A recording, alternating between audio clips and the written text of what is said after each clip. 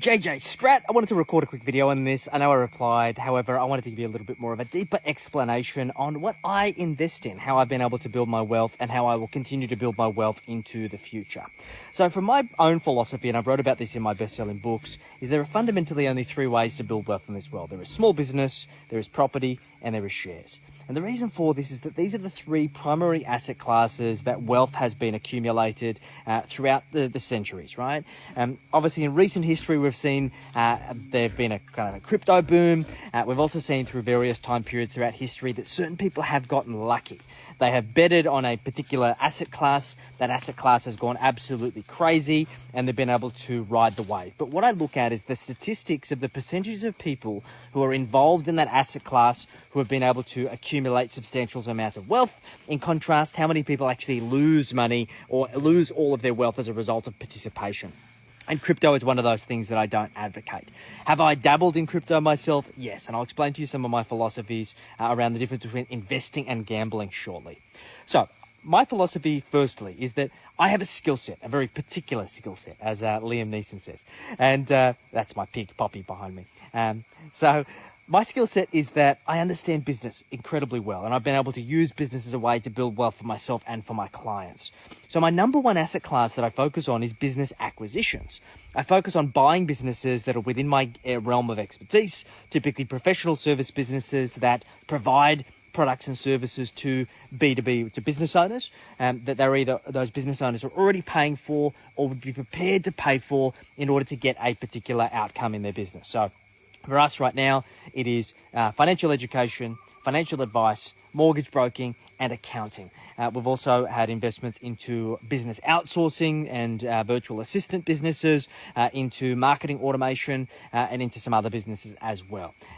Now, the reason why I do this is because I can buy a business from somebody who might be a solo operator, who might have been able to build a multi-six-figure or a seven-figure business. I can bring my own skill set, my systems, my frameworks into that business, and I can get a substantial return on investment. Now, when I buy these businesses, as a ballpark, I pay 3 times profitability, which is a 33% yield. And I use debt in order to do it. So my cash-on-cash returns are exponential. We're talking like upwards of 100%. And that's without me adding any value to those businesses. Typically speaking, I get those businesses 30% growth year on year. So that basically means that not only am I getting the original kind of 33% yield, but I also get the uplift, and I'm also getting the benefits of leverage to magnify my returns. Now, business is risky, right?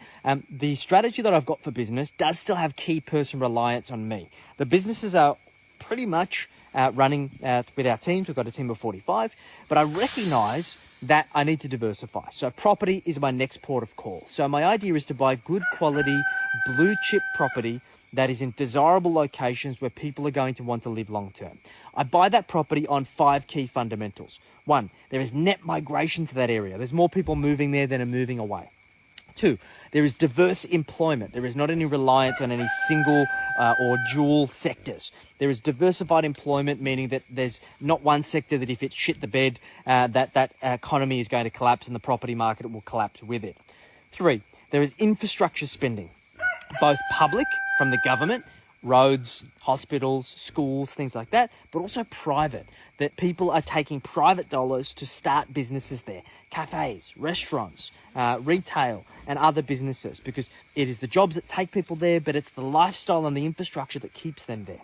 4, future supply. I want to buy in areas that are landlocked, that are already built out. I don't want to buy in areas that have relaxed zoning rules where you could build towers, but I also don't want to buy in fringes of areas where there's greenfield land as far as the eye can see. And then lastly, affordability. This is not what you and I can afford, it's what the local people in that area can afford, because it's typically that local population that is going to continue to drive up property prices. And those prices are only going to go as high as what people can actually afford. There's lots of people complaining about property prices, but they're going up because people can afford it. There's somebody else on the other side of the transaction.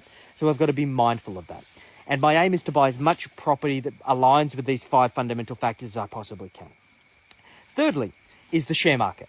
I don't pick stocks. I don't speculate on stocks. I invest in diversified index funds. I invest in a high growth diversified index fund. I'm not going to name the fund because I don't want to infer what I invest in and give any recommendations here.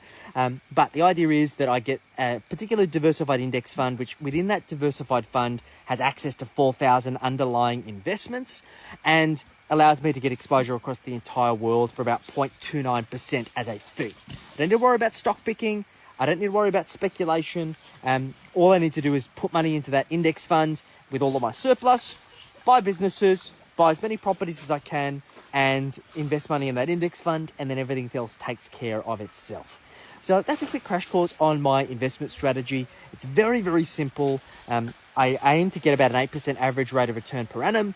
I typically get higher, but I try and work off a pretty conservative rate of return because basically I prefer to under-promise and over-deliver. Any questions on the investment strategy? Let me know in the comments. Hope this helps.